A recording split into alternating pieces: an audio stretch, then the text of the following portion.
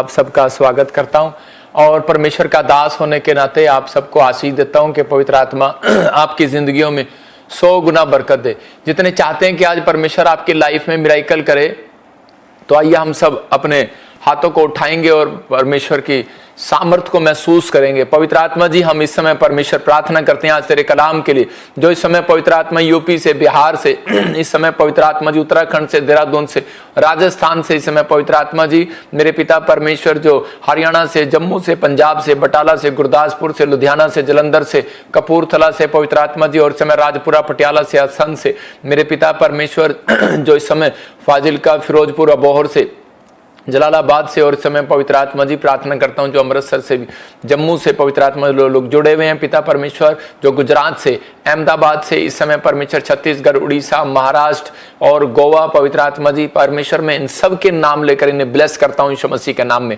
जितने आमीन बोल रहे हैं वो ब्लेस हो रहे हैं यीशु मसीह के नाम में। और इसी समय जो हाथ उठा रहे हैं उनके जीवन में आज से तरक्की होने पाए, आशीष आने पाए।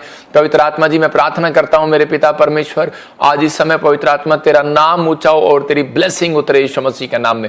और इसी समय पवित्र आत्मा जी प्रार्थना करता हूं जो नेपाल से मुझे देख रहे हैं, जिस समय ऑस्ट्रेलिया, कनाडा से, यूके से, इंग्लैंड से, इसी समय पवित्र आत्मा जी प्रार्थना करता हूं इटली, और इसी समय पवित्र आत्मा जी हांगकांग से, सिंगापुर, मलेशिया से, यूएसए से, मैं हर एक जन को इस समय ब्लेस करता हूं यीशु मसीह का नाम में। जो पाकिस्तान से भी देख रहा है ब्लेस करता हूं यीशु मसीह का नाम में। मेरे प्रभु इंडिया के हर कोने से जो देख रहे हैं इसी समय परमेश्वर आज नजात पाने पाए, आशीष पाने पाए, आज बंधन टूटने पाए, और सच में पवित्र आत्मा ये हनी मीटिंग आज इनके जीवन में खुशियां लेकर आए यीशु मसीह का नाम में, आमीन। कितने लोग चाहते हैं कि आज की मीटिंग मेरे लिए आशीष को लेकर आए? अगर आप चाहते हैं कि पवित्र आत्मा आपके जीवन में आशीषें दे तो आपको तैयार रहना है पवित्र आत्मा से आशीष लेने के लिए। प्रभु का आत्मा बहुत सारे लोगों के जीवन में कार्य करता है। जो अभी पास्टर रितु ने और पास्टर मीनू ने बताया अभी के बहुत सारे लोग जो हैं, जो लोग जुड़े हुए हैं, वो लोग जो प्रार्थना करते हैं, जो संडे चर्च आते हैं, जो लोग सुसमाचार को सुनाते हैं, और जो लोग प्रभु के काम के लिए तैयार रहते हैं, परमेश्वर उन्हें आशीष देता है। क्योंकि आज का हमारा टॉपिक है सुसमाचार की ताकत। आपने अगर अब तक भी आपके लाइफ में कोई अब तक ताकत नहीं है, लेकिन मैं आपको बताना चाहता हूं कि हो सकता है कि ताकत किस चीज की, कह रहा वो पावर किस चीज की। जब गॉस्पेल की पावर आती है तो उसके बाद कहता है कि बहुत सारे बंधन टूट जाते हैं। बहुत सारे लोगों के जीवन में ताकत नहीं है, बिजनेस में कमाई करने की ताकत नहीं है, धन की ताकत नहीं है आपके हाथों में। कह रहा है कि आप खाना बनाते हैं या फिर आप मेहनत करते हैं, मजदूरी करते हैं, लेकिन आपको शरीर में, बॉडी में पावर की जरूरत पड़ती है। ऐसे ही जब आप भोजन लेते हैं तो उसी समय आपके जीवन में पावर आती है और आप उसी समय काम करने के लिए जाते हैं। लेकिन सबसे बड़ी बात आपके माइंड को, आपके हार्ट को और आपके मन को, आपके विचारों को, कहते हैं कि एक स्पिरिचुअल पावर की जरूरत है, सुपर नेचुरल पावर की जरूरत है। जो पावर वो जब तक नहीं आएगी जब तक आप सुसमाचार की सामर्थ्य पर विश्वास नहीं करेंगे। अगर आप सुसमाचार की ताकत पर विश्वास करेंगे तो मैं कह रहा हूं कि परमेश्वर वो ताकत जो आपको देना चाहता है वो आज आपको देगा और आपकी लाइफ में मिराइकल करेगा।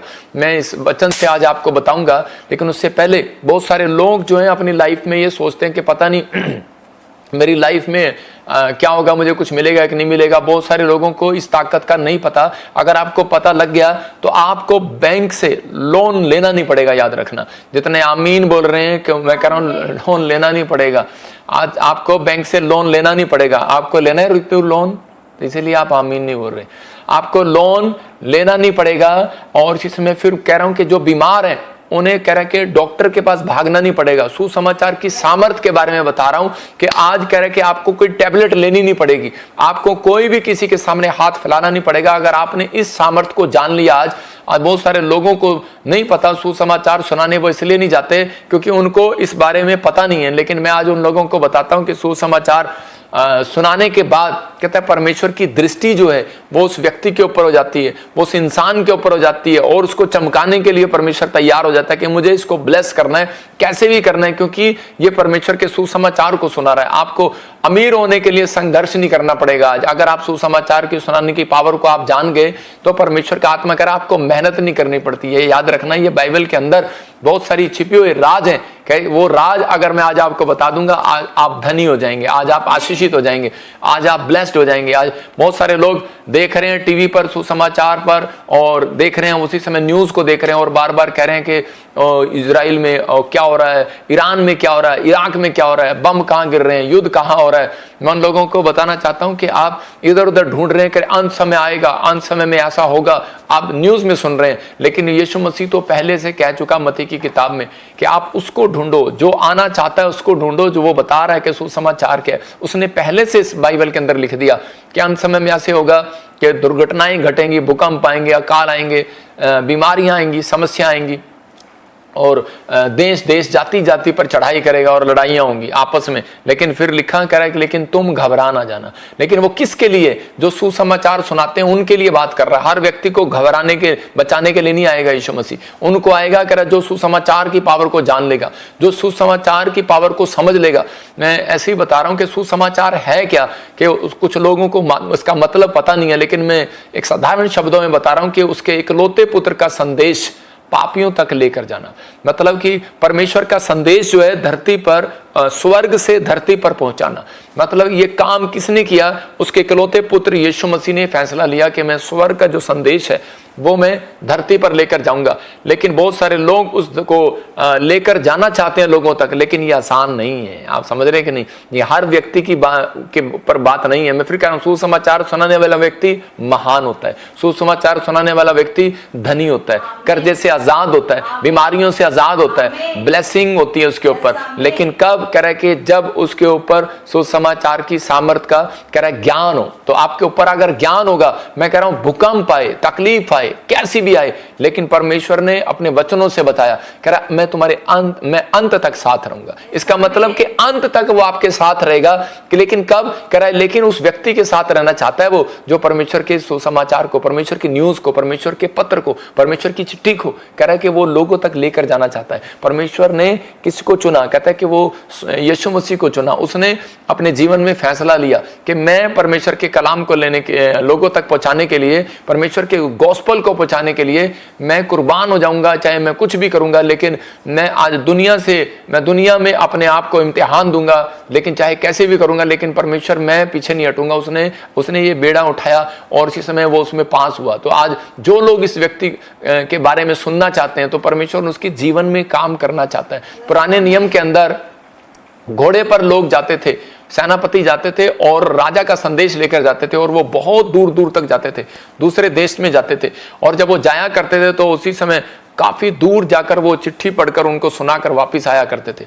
मतलब कि आज राजा उस संदेश को भेजा करते थे, लेकिन वो ताकत चाहिए आपको वो संदेश देने के लिए। घुड़सवार को इतनी दूर तक बैठने के लिए, घोड़े पर जाने के लिए उसको ताकत चाहिए। जीसस को भी ये बात पता थी कि मुझे पावर लेनी है, और कह रहा है कि लेकिन उस पावर को लेने से पहले मुझे क्या करना पड़ेगा। अगर आज आप चाहते हैं, मैं फिर कह रहा हूं कि सुसमाचार सुनाने वाला व्यक्ति आशीषित होगा, कर्जे से मुक्त होगा, बंधन से आजाद होगा, गरीबी से बाहर होगा, बीमारी से बाहर होगा, हर समस्या से बाहर होगा। चाहे दुख आए, तकलीफ आए, समस्या आए, अकाल आए, बीमारियां आए, कह रहा कुछ भी आए, वायरस आए, परमाणु बम गिरे, लेकिन परमेश्वर ने कहा मैं अंत तक तुम्हारे साथ रहूंगा। बोलो हालेलुया।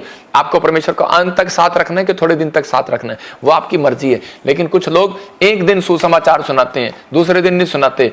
लेकिन यीशु मसीह को यह भेद मालूम था कि उसे पावर लेनी थी।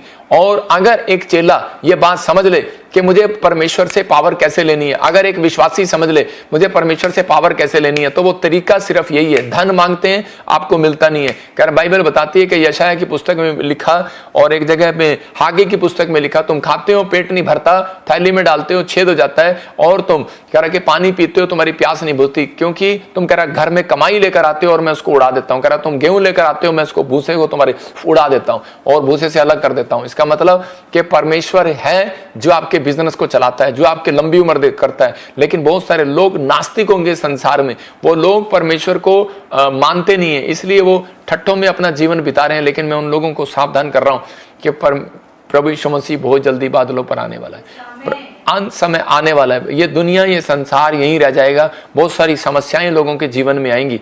लेकिन लोग कहते हैं कि यीशु मसीह को धरती पे क्यों आना पड़ा, वो ऊपर से ही कह देता। लेकिन मैं थोड़ा सा एक उदाहरण से आपको समझा रहा हूं। एक बार एक किसान था, और उसी समय किसान ने क्या किया, किसान जो है वो एक गांव के अंदर रहता था, बाहर जंगल में, और उसी समय उसने एक बड़ी कोठी बनाई हुई थी। और लेकिन वो कोठी वो शीशों वाली थी, इधर भी शीशे और इधर भी शीशे। और उसी समय तकिया देना एक पीछे, और बहुत सारे शीशे उसने लगाए हुए थे, और उसी समय जब वो शीशे जो उसने लगाए हुए थे तो उसी समय थोड़ी देर में बारिश आ गया। बारिश आया तो उसके साथ साथ ओले आ गए, और जब ओले आए, बारिश आई, तो उसी समय के कुछ पक्षी शीशे के साथ टकरा रहे थे, और उसी समय जो टकरा रहा था उसके ऊपर ओला लग रहा था और वो गिर रहे थे, बर्फ के ओले लग रहे थे, और उसी समय वो दाड़ दाड़ दाड़ दाड़ गिरे जा रहे, मरे जा रहे थे।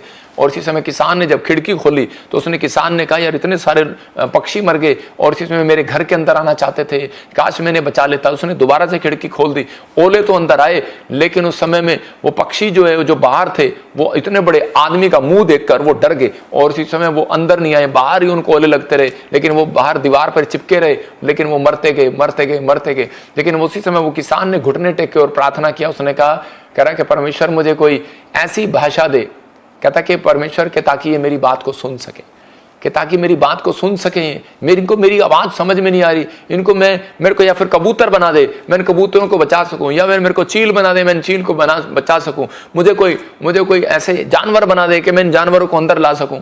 लेकिन उस समय में वो उस बात को समझ नहीं पाए, लेकिन परमेश्वर ने उसको कहा कि ऐसा नहीं हो सकता, ये तेरे बस की बात नहीं है, क्योंकि तू एक पापी मनुष्य है। तो उस समय यीशु मसीह इस धरती पर जब आया, अगर आज आप गधे होते, बकरे होते, चिड़िया होते, कह रहे पक्षी होते, कबूतर होते, मैना होते, तो आप उसी समय, मैं कह रहा हूं कि यीशु मसीह आप जैसा ही रूप धारण करके आ सकता था। इसलिए वो परमेश्वर होकर हमारे सामने, क्योंकि हमारा शरीर एक व्यक्ति का है, तो वो व्यक्ति का शरीर हमारे सामने लेकर आया और हमसे कह रहा है कि हमसे भाषा में बातचीत किया, क्योंकि वो किसान के और कबूतर की आवाज को समझ में नहीं आ रहा था, इसलिए उस कबूतर को आवाज समझने के लिए कबूतर बनना पड़ता है, इंसान की आवाज को समझने के लिए इंसान बनना पड़ता है। यीशु मसीह वो इंसान बनकर इस धरती पर आया, लेकिन वो पवित्र था, और इसी समय पूरी दुनिया के बीच में उसने वो संदेश दिया कि मैं स्वर्ग से वो संदेश लाया हूं, परमेश्वर का कह रहा है कि वो सुसमाचार। और उसी समय उसने दिया कि जो कोई मुझ पर विश्वास करेगा वो नाश ना होगा, परंतु अनंत जीवन पाएगा।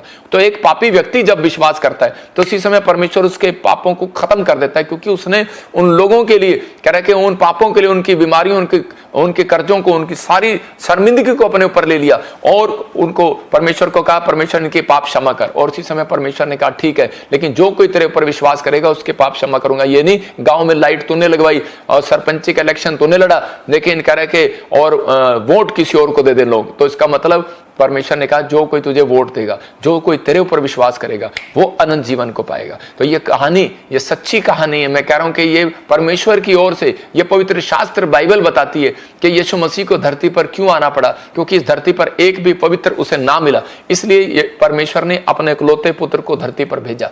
लेकिन अब हम सुनते हैं कि मत्ती की किताब 3:13 और उसका 16 हम पढ़ेंगे, तो बाइबल बताती है कि यीशु मसीह को धरती पर आने से पहले एक आज्ञा पूरी करनी थी, सुसमाचार की पावर लेनी थी उसने, सुसमाचार की ताकत।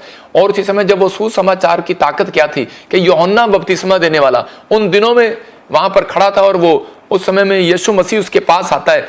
3:13 में लिखा, उस समय यीशु गलील से यरदन नदी के किनारे यूहन्ना के पास उससे बपतिस्मा लेने आया। और इसी समय यहां पर यूहन्ना क्या कह रहा है, यूहन्ना कह रहा है कि मैं आपको कैसे बपतिस्मा दे सकता हूं, रोकने लगा। लेकिन उसी समय यीशु मसीह ने कह रहा मुझे रोक मत, कह रहा कि मुझे तो स्वयं तुझसे बपतिस्मा लेना है। और उसी समय उसने कहा कि मुझे तुझसे स्वयं बपतिस्मा लेना है, की आवश्यकता है, तू मेरे पास आया है। यीशु ने यूहन्ना बपतिस्मा कहने लगा मुझे तो तेरे से बपतिस्मा लेना है, लेकिन यीशु मसीह ने कहा नहीं, कह रहा ये होने दे। उत्तर में यीशु क्या कर रहा है,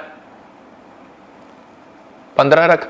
और इसी समय 15 में लिखा, कह रहा यीशु मसीह ने उससे कहा अभी तो इसे इसी प्रकार होने दे, हमें जो परमेश्वर चाहता है उसे पूरा करने के लिए यही करना उचित है। मतलब ठीक है, इसका मतलब कि परमेश्वर ने उसको समझाया था कि धरती पर जाना, और कह रहा कि अगर किसी को परमेश्वर की पावर लेनी है तो उसी समय उसको, अगर सुसमाचार सुनाने की पावर लेनी है तो उसी समय कहता है कि आपको एक आत्मिक व्यक्ति बनना पड़ेगा।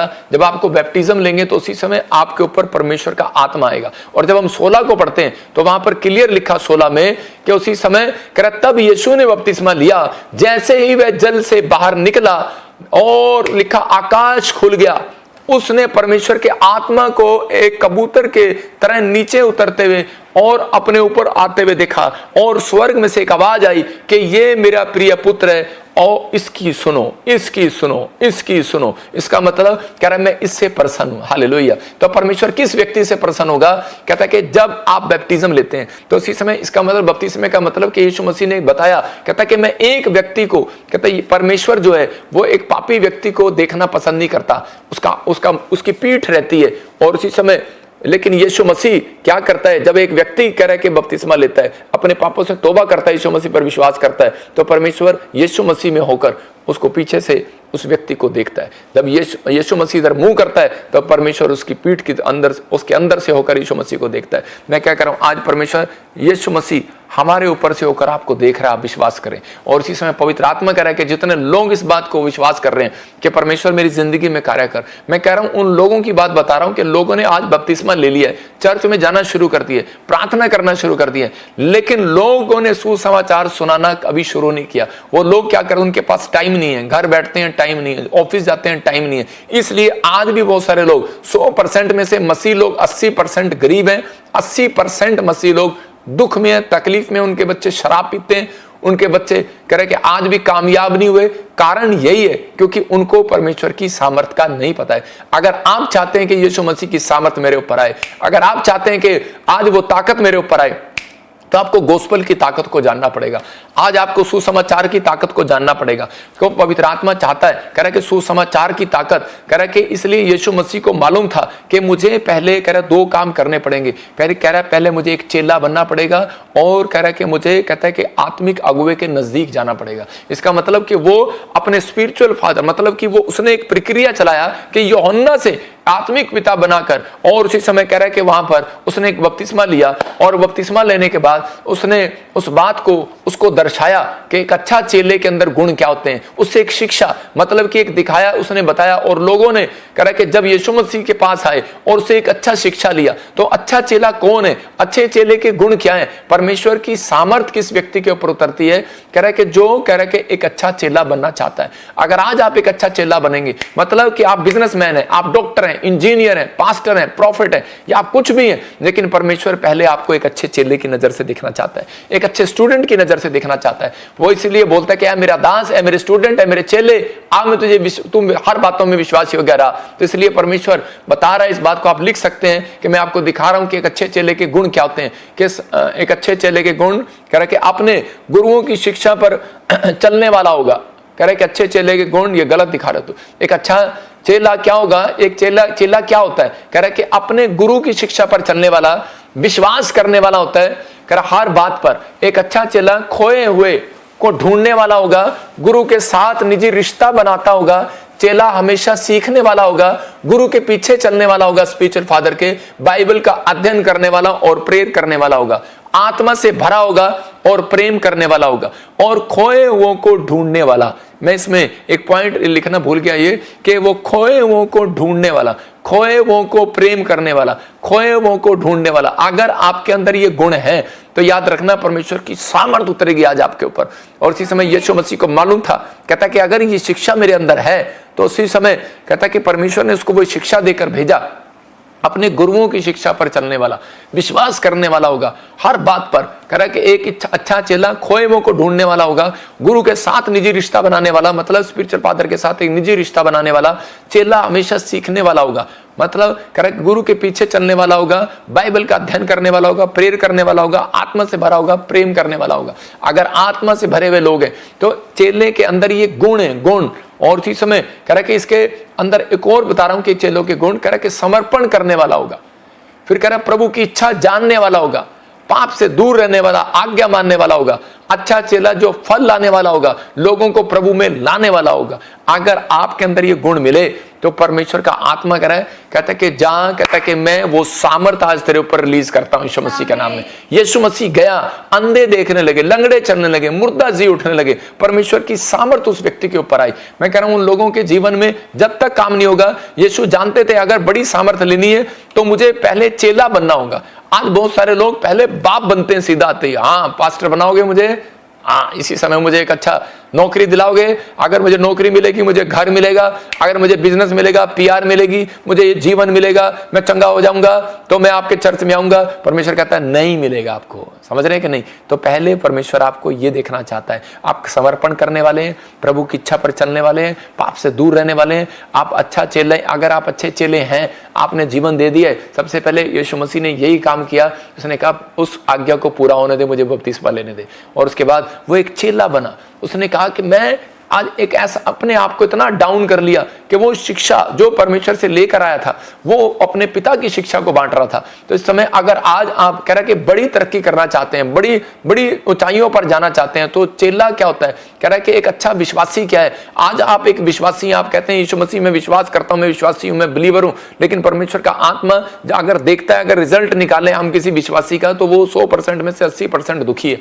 कारण क्योंकि उसके अंदर कह रहे चेले की भावना नहीं है। अगर आपके अंदर चेले की भावना है, चेला मतलब कि अपने आप को डाउन करने वाला, अपने आप को नम्र करने वाला, चेला प्रेम करने वाला होगा, चेला हेल्पफुल होगा, चेला कह रहा है कि वो लोगों के साथ खड़ा कर होने वाला होगा, प्रभु का काम करने वाला होगा। गोस्पल की ताकत ये थी कि परमेश्वर जानता था इस बात को कि अगर ये पावर कहता है कि अगर मैं इनको दे दूंगा तो शैतान जो है कहता है कि इनके खिलाफ हो जाएगा। लेकिन इसलिए परमेश्वर ने ये चीजें, एक गुण कहता है एक विश्वासी को परमेश्वर से बड़ी ताकत लेने के लिए, बड़ी पावर लेने के लिए ये गुण होने जरूरी है। नहीं तो आप कह रहे, बाइबल के अंदर पौलुस का भी एक चेला था, और उसी समय जब वो गया एक जगह पर, और इसी समय पतरस का भी एक चेला था, लेकिन जब वो गया एक जगह पर सुसमाचार सुनाने तो उसकी पिटाई हुआ, मतलब दुष्ट आत्मा उसके पीछे पड़ गई। इसका मतलब कि बहुत सारे लोग जो हैं कि आज बड़ी जल्दबाजी में सुसमाचार सुनाने के लिए खड़े हो जाते हैं, प्रार्थना करने लगते हैं, लेकिन उनकी पत्नियों को दुष्ट आत्मा पकड़ लेती है, उनके बच्चों को दुष्ट आत्मा पकड़ लेती है।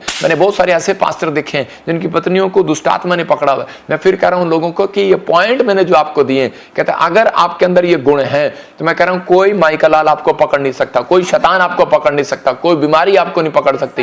आप अंत तक परमेश्वर आपके साथ रहेगा। मैं कह रहा हूं कि आपके ऊपर परमेश्वर का अनुग्रह रहेगा, आपकी ब्लेसिंग उतरेगी यीशु मसीह के नाम में। लेकिन आपको कहना आज परमेश्वर कि मैं सुसमाचार वो जो तेरा स्वर्ग से धरती पर मैं पहुंचाने के लिए मैं तैयार हूं, मैं फैसला लेना चाहता हूं परमेश्वर यीशु मसीह की तरह। तो इसने दो काम किए, कह रहा कि पावर और अनॉइंटिंग चाहिए, इसलिए बपतिस्मा लिया उसने और चेला बना। तो कह रहा कि दूसरा स्पिरिचुअल फादर चाहिए, शिक्षा, और उसने शिक्षा दिया कि परमेश्वर के मैं अपने स्पिरिचुअल फादर की प्रेयर, कवरिंग प्रेयर में रहूंगा। तो अगर आप एक कवरिंग प्रेयर में, अधीनता में, तो परमेश्वर का आत्मा आज आपको सामर्थ देगा। लेकिन मैंने ये बात बताई कि आप जब तक सुसमाचार नहीं सुनाते कि यीशु मसीह ने आके क्या कहा, मेरे पिता ने ये कहा, मेरे पिता ने वो कहा, मेरे पिता ने ये कहा, लेकिन आपने क्या कहा जब से पैदा हुए? मेरे बाप ने ये कहा, मेरी माँ मुझे मारती है, मेरा बेटा मुझे मारता है, मेरा बाप मुझे ये करता है। आपने कितनी बार यीशु मसीह का प्रचार किया? मैं कह रहा हूं कि अगर कोई यीशु मसीह का सुसमाचार अगर आप लेकर जाते हैं, सुसमाचार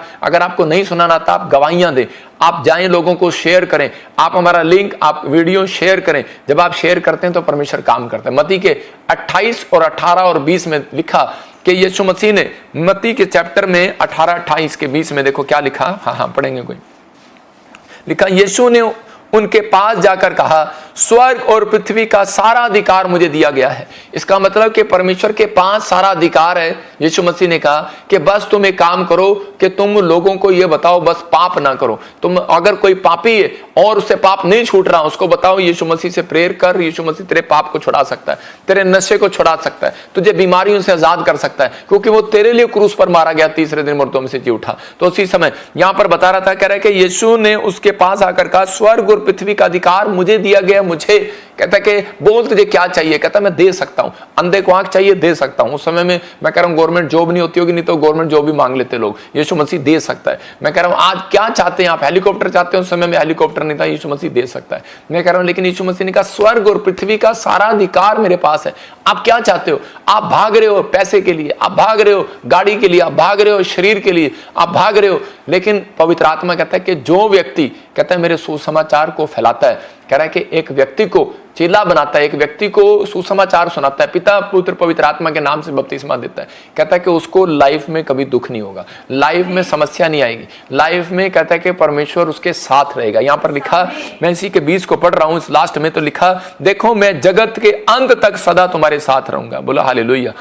कह रहा है कि मैं जगत के एंड तक रहूंगा।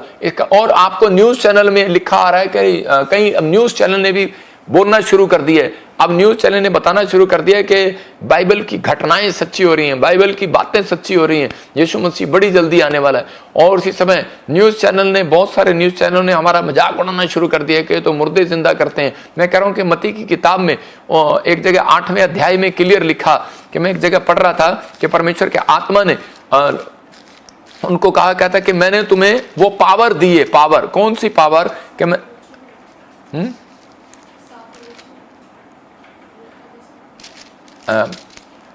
परमेश्वर ने, कहता कि मैंने एक जगह पढ़ रहा था कि उसमें लिखा, कह रहा मैंने तुम्हें वो पावर दी है कि तुम, कह रहा कि बीमारों को चंगा करोगे। 10:8 में लिखा मत्ती में, बीमारों को चंगा करो और मरे हुओं को जिलाओ।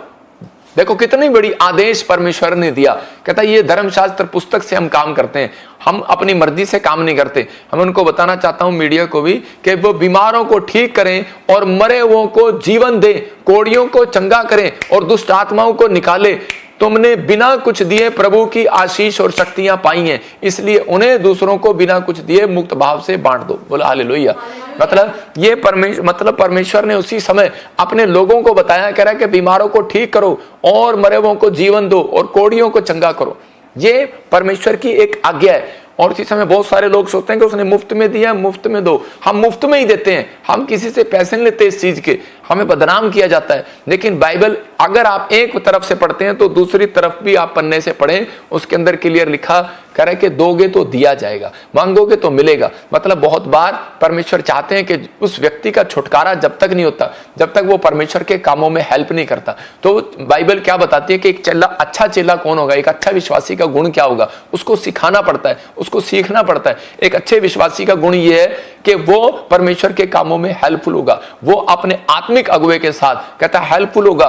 कह रहा है कि एक निजी रिश्ता बनाएगा। निजी रिश्ता कैसे बनता है? निजी रिश्ता ऐसे बनता है, कह रहा है कि पापा आपके चर्च में क्या जरूरत है? आपको टेंट की जरूरत है, मैं हेल्प करता हूं, मेरे पास अच्छा बिजनेस है। मैं आपके पास स्क्रीन की जरूरत है, मैं आपको स्क्रीन देता हूं। ये निजी रिश्ता याद रखना ऐसे बनते हैं। अगर आप अपने माँ बाप की हेल्प ना करें, आप जॉब पर हो, आप अपने परिवार की हेल्प ना करें, आप रिश्तेदारों की हेल्प ना करें, तो आपके रिश्तेदारों का मुंह इतना बड़ा हो जाएगा। आप जानते हैं कि वो आपकी हेल्प नहीं करेंगे तो आप उसी समय, रिश्तेदार आपके साथ नहीं रहता, माँ बाप के साथ नहीं रहते, पत्नियां आपके साथ नहीं रहती, अगर आप उसकी हेल्प ना करें। तो इसका मतलब कह रहे हैं कि परमेश्वर ने ये चीजें ठहराई हैं कि एक अच्छे चेले का गुण चेक करने के लिए कि ये घमंडी तो नहीं है, लालची तो नहीं है। अगर कह रहा है इसका मतलब क्योंकि लालच के कारण कह रहा है और घमंड के कारण लूसीफर ने परमेश्वर की गद्दी छीननी चाहिए और परमेश्वर ने उसको निकाल दिया। परमेश्वर आज मसीह लोगों को उनको स्वर्ग में नहीं बुलाएगा जो लालची और घमंडी हैं और जो बुराई करते हैं, लेकिन परमेश्वर उन लोगों को बताना चाहता है, कह रहा है कि अगर आना है तो एक अच्छा विश्वासी, कह रहा है अंत समय तक वही टिकेगा, कह रहा है जिसके अंदर ये गुण होंगे।